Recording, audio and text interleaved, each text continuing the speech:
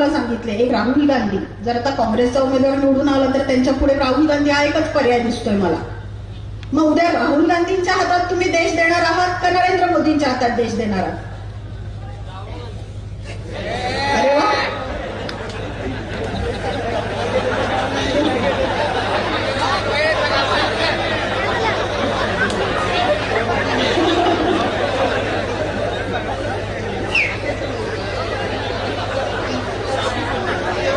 चेष्टेचा भाग वेगळा आहे, पण हा खूप गांभीर्याने घेण्याचा विषय. राहुल गांधींच्या हातात देश आपला व्यवस्थित राहील का मोदींच्या हातात आपला देश जास्त सुरक्षित आहे? हा फरक स्पष्ट आहे. जेव्हा आपण